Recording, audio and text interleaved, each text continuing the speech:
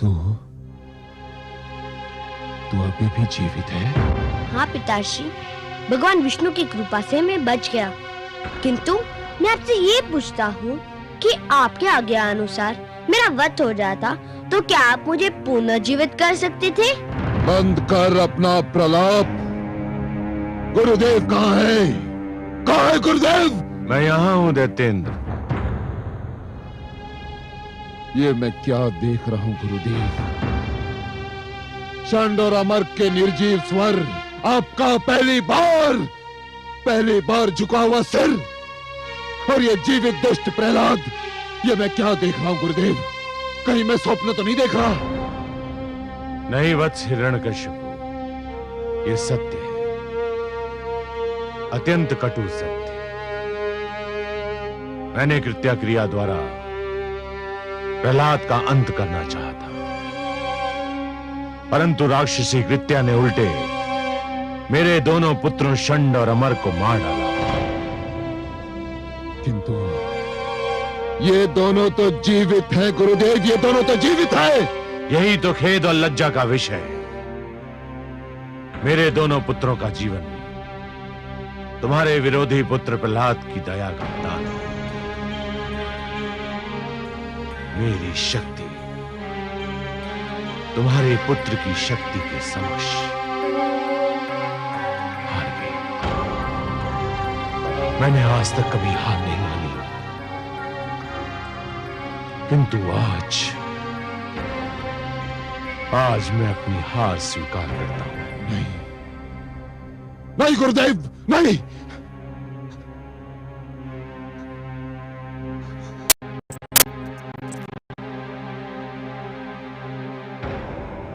ये नहीं हो सकता,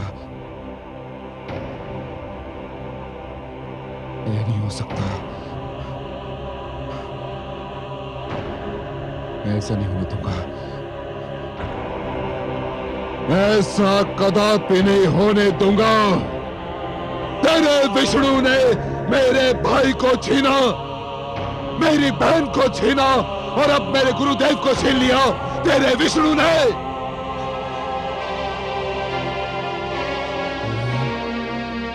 अब तक केवल इसलिए बचता रहा क्योंकि मैंने तेरे वध का कार्यभार दूसरों को सौंपा, क्योंकि मैं तेरे रक्त से अपने हाथ नहीं रंगना चाहता था, किंतु अब ये अशुभ कार्य मुझे स्वयं करना होगा। नहीं, स्वामी छोड़ दीजिए मेरे पुत्र को। हट जाइए। नहीं स्वामी, नहीं। हट जाइए। नहीं।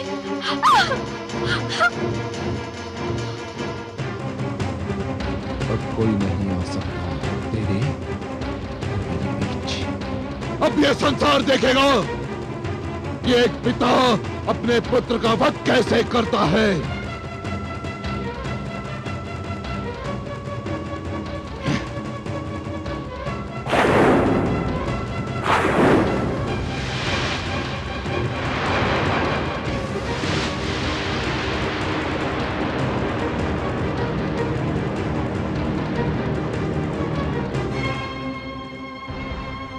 अब मैं इस आसुरी खड़क से तेरा शीश उतारूंगा। सारे संसार में घुमाया जाएगा तेरा शीश, ताकि संसार में जो भी विष्णु भक्त बचा है तेरा कटा हुआ शीश देखकर विष्णु का नाम भूल जाएगा। मैं यहां बैठे सबको चेतावनी देता हूं कि कोई मेरे और इस दुष्ट के बीच आने का साहस न करे। हे आदरणीय पिताश्री, मेरे और आपके बीच तो कोई बहुत पहले से आरंभी से उपस्थित है। कौन है वो? मेरे श्री विष्णु भगवान। नहीं प्रहलाद, कहाँ है वो? मुझे क्यों नहीं दिखाई देता? आप अपने मन से झूठा अहंकार हटा दीजिए, वे आपको भी दिखाई दे जाएंगे। झूठ बोलता है तू, झूठ बोलता है। तेरे विष्णु में इतना साहस नहीं कि वो मेरे भगवान हिरण्यकशिपु के समीप आ सके। समीप नहीं पिताश्री, वे तो आपके भीतर भी है, बस आप देखने का प्रयत्न नहीं करते। तो रोक ले अपनी जीभ, रोक ले, अन्यथा सबसे पहले मैं तेरी जीभ काट कर फेंक दूंगा, जिस पर तू बार बार मेरे भ्राता श्री और बहन के हत्यारे का नाम ले रहा है। आप जीभ काट देंगे तो मैं मन ही मन उनका नाम लूंगा। मेरे विष्णु के लिए स्मरण ही पर्याप्त है। वे हर मन में है, कण कण में है। अच्छा, तो तेरा विष्णु तेरे मन में है, हर कण में है।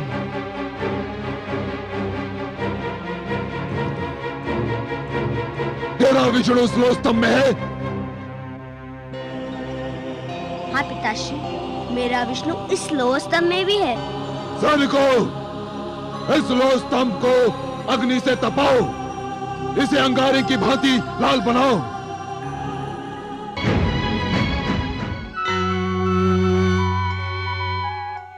विष्णुलोक में आपका स्वागत है आदि प्रजापति। हे लक्ष्मी नारायण, रोकिए, इस नरसिंहार को रोकिए, नहीं तो अनर्थ हो जाएगा। आप ही कोई उपाय बताइए ब्रह्मा जी। मेरी समझ में नहीं आ रहा है। मैंने प्रहलाद के भाग्य लेख में उसे हिरण्यकशिपु के हाथों मारा जाना नहीं लिखा है। दूसरी ओर मैंने हिरण्यकशिपु को भी ऐसा वरदान दे रखा है कि वो मर नहीं सकता। इसीलिए मैंने सदैव यही कहा है हे ब्रह्मा, कि वरदान देने से पहले यह अवश्य सोच लेना चाहिए कि वरदान किसे दिया जा रहा है, क्यों दिया जा रहा है। जिसे यह वरदान दिया जा रहा है वो व्यक्ति इस वरदान का पात्र है भी या नहीं, और यदि है भी तो क्या वो उस वरदान का उचित उपयोग करेगा या नहीं। वो उस वरदान को आत्म सुख का उपहार मानेगा या दूसरों को दुख देने का शस्त्र। हे ब्रह्मा, जिस प्रकार शिशु के हाथ में खड्ग थमा देना अनदेखे संकट को निमंत्रण देना है, उसी प्रकार एक दुष्चरित्र व्यक्ति को वरदान दे देना अपने लिए और सृष्टि के लिए घातक घटनाओं को निमंत्रण देना है। आप सत्य कहते हैं, पर धनुष से बाण निकल चुका है। वरदान तो मैं दे चुका हूं, अब क्या हो सकता है। आपको कुछ तो करना ही होगा। मेरे वरदान के अनुसार हिरण्यकशिपु न दिन में मर सकता है, न रात में, न घर के भीतर मर सकता है, न घर के बाहर, न धरती पर मर सकता है, न आकाश में, न कोई पशु से मार सकता है, न मानव अथवा देवता, न कोई अस्त्र उसकी मृत्यु का कारण बन सकता है, और न ही शस्त्र।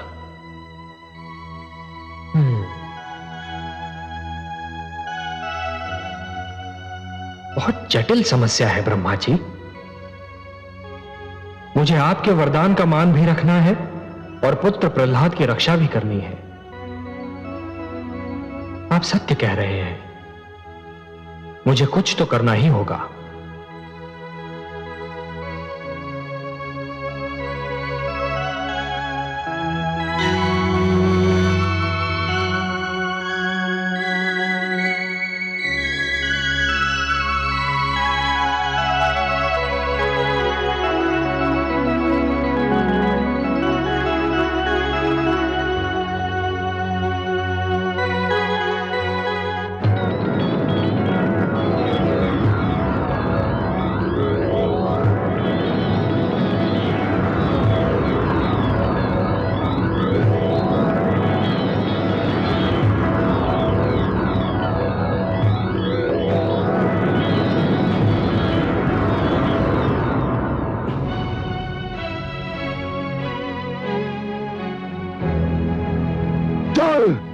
नहीं स्वामी, मत ले जाइए मेरे लाल को, छोड़ दीजिए उसे, क्षमा कर दीजिए, मत ले जाइए उसे, क्षमा कर दीजिए स्वामी, मत ले जाइए, मत ले जाइए, मत ले जाइए।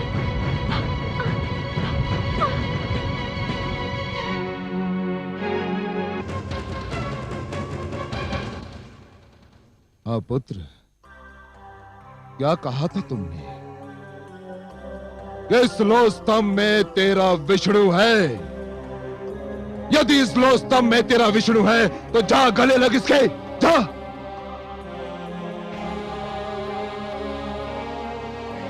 आगे बढ़ दुष्ट, अपने विष्णु का आलिंगन कर, जा। जो आज्ञा पिताश्री, आपका आशीर्वाद चाहिए।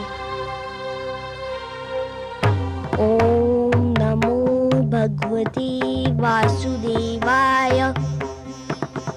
ओम नमो, ओम नमो।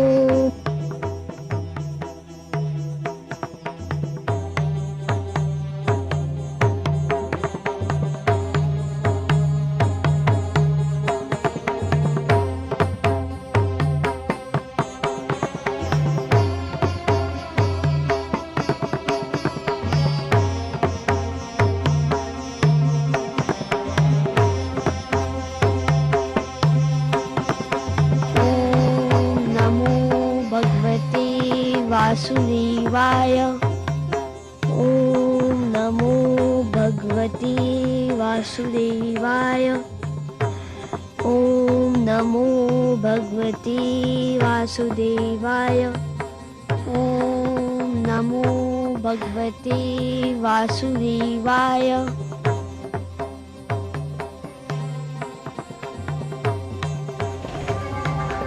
मैं अपने विष्णु के गले लग गया पिताश्री। धूर्त कपटी, अवश्य तेरे पास मायावी शक्तियां हैं जिसकी सहायता से तूने इस लो स्तंभ को ठंडा कर दिया। सैनिकों, बांध दो इसे इसी खंबे से। आज मैं इसके प्राण लेकर ही दम लूंगा। बांध दो इसे।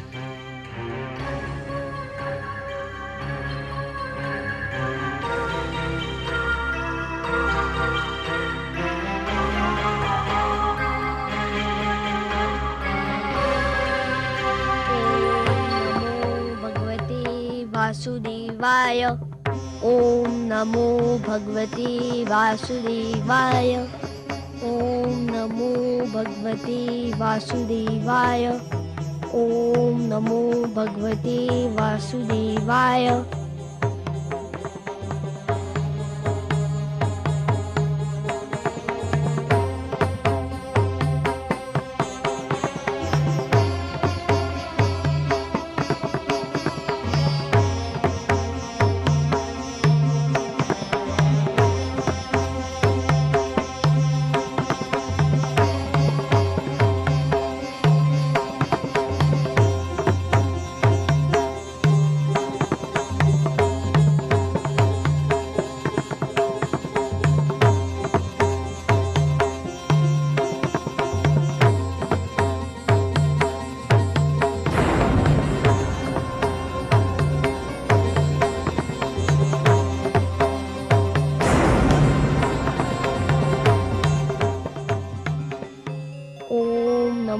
भगवते वासुदेवाय।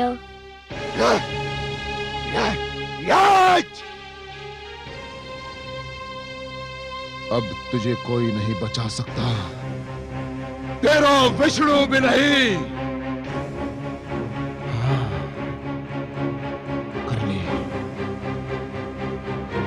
कर ले अपने विष्णु का मन भर के स्मरण कर ले। यदि तेरे कथनानुसार इस स्तंभ में विष्णु है तो सकते कि वो बाहर निकलकर तुझे दर्शन दे और तेरे वध का दृश्य भी देखे।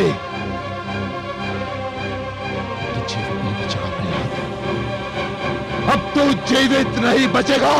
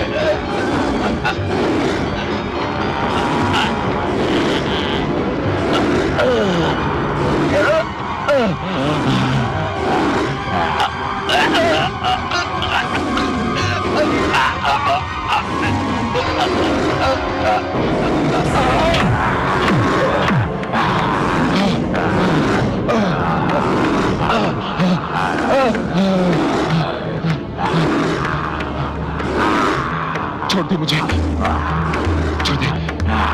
कौन है तू?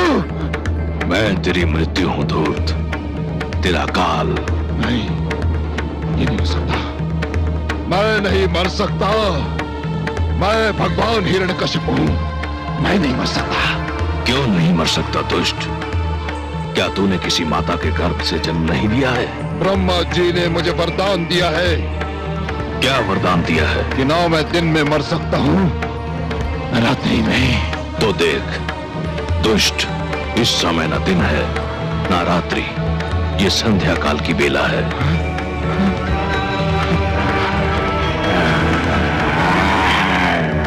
ना मैं घर के भीतर मर सकता हूं, न घर के बाहर।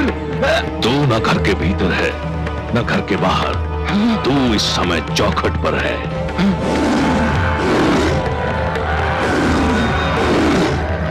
ब्रह्मा जी ने कहा था कि ना मैं धरती पर मर सकता हूं, आकाश में। ब्रह्मा ने सत्य कहा था। देख, तू इस समय ना धरती पर है ना आकाश में, तू धरती और आकाश के मध्य मेरी गोद में है। और क्या कहा था भाग्य विधाता ने? उन्होंने कहा था कि ना मुझे पशु मान सकता है न मानव। मुझे ना कोई पशु मानेगा ना मानव। मैं आधा नर और आधा सिंह, मेरा नाम नरसिंह है। और क्या कहा था? उन्होंने कहा था कि मेरी मृत्यु अशस्त्र संभव है, न अस्त्र से। मेरे हाथों में ना कोई अस्त्र है ना शस्त्र। मैं अपने नखों से तेरा उदर चीर कर तेरा वध करने जा रहा हूं। अरे बचाओ, अरे बचाओ, कोई। तेरा अंत निकट आ चुका है मूर्ख। तू बच जाता तो एक ऐसी परंपरा का जन्म होता जो समस्त सृष्टि के लिए अनर्थकारी सिद्ध होती। पिता जन्मदाता है, यदि वही अपने पुत्र का वध करने लग जाए तो सृष्टि का क्या होगा? बचाओ।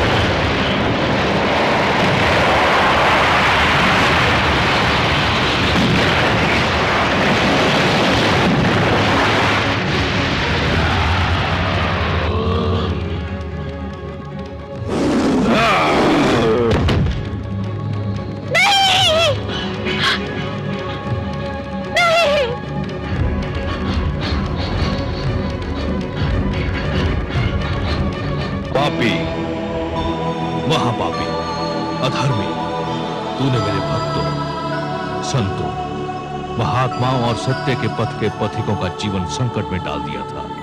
मेरी ही इच्छा से प्रहलाद जैसे भक्त का जन्म असुरकुल में हुआ, ताकि तेरे अभिमान को तेरा ही रक्त ललकारे और संसार को यह ज्ञान भी हो कि असुरों में भी महापुरुषों का जन्म संभव है।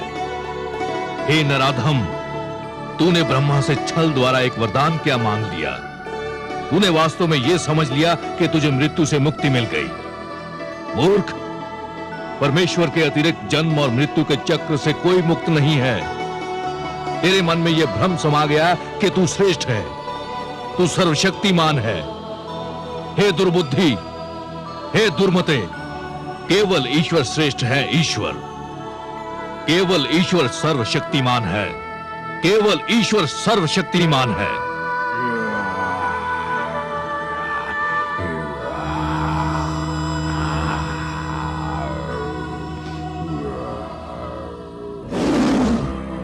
शांत हो जाइए हे विश्वेश्वर, शांत हो जाइए। नहीं, आज संसार को यह ज्ञात हो जाना चाहिए कि परमेश्वर की शक्ति को ललकारने वालों का क्या परिणाम होता है।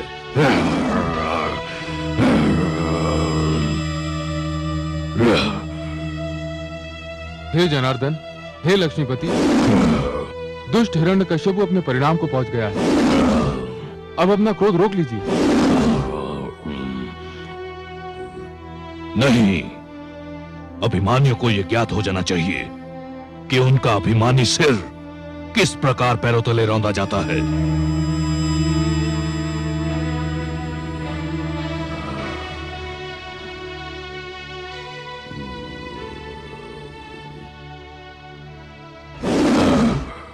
हे वासुदेव, आपने न्याय कर दिया है। हिरण्यकश्यपु के शरीर के साथ उसका अभिमान भी ठंडा पड़ चुका है। अब अपने प्रकोप को समेट लीजिए, नहीं तो समस्त सृष्टि उसकी चपेट में आ जाएगी। इस पापी ने स्वयं को ईश्वर कहा था, स्वयं को सर्वशक्तिमान कहा था, मेरे भक्तों को कष्ट दिया था। देख ले, आज समस्त संसार देख ले कि स्वयं को ईश्वर कहने वाले, स्वयं को सर्वशक्तिमान मानने वाले किस प्रकार धूल में मिला दिए जाते हैं।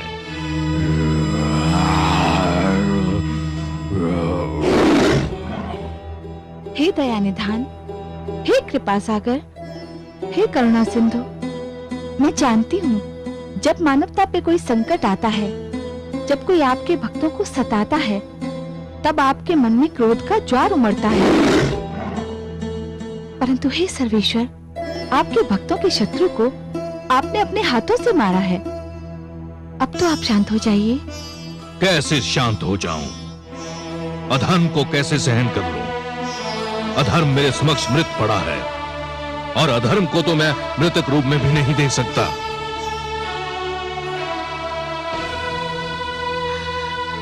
पुत्र,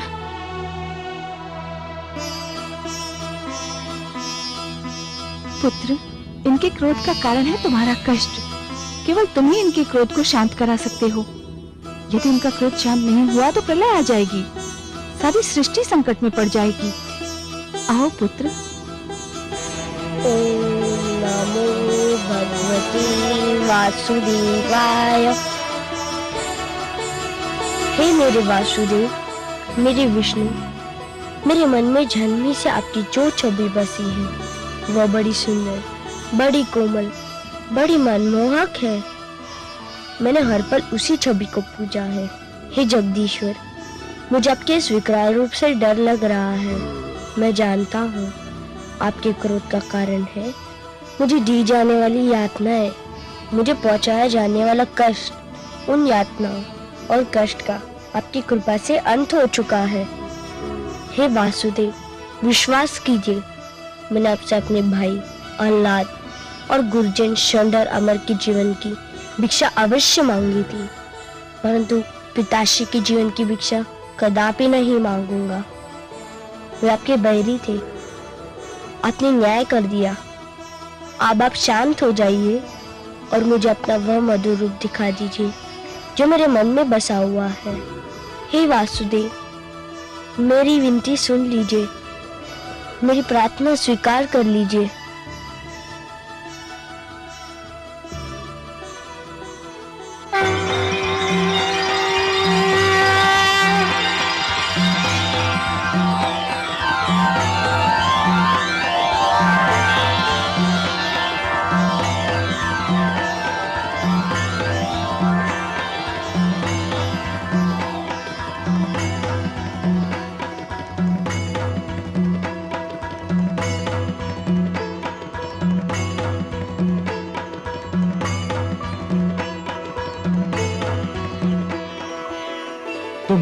पुत्र,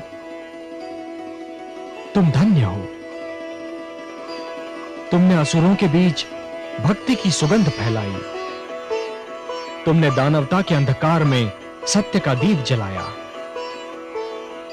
तुमने असभ्यता की इस कीचड़ में सभ्यता का कमल खिलाया।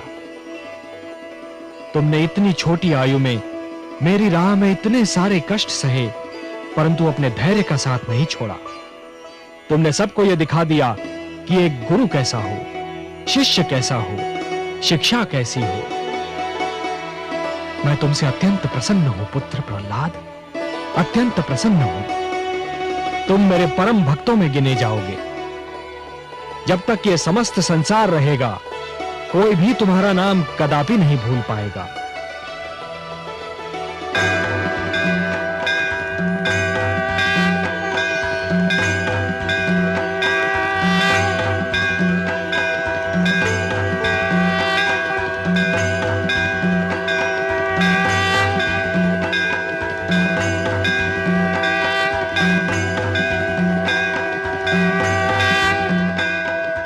पद्मनाभ, हे वासुदेव, आपको कोटि कोटि प्रणाम।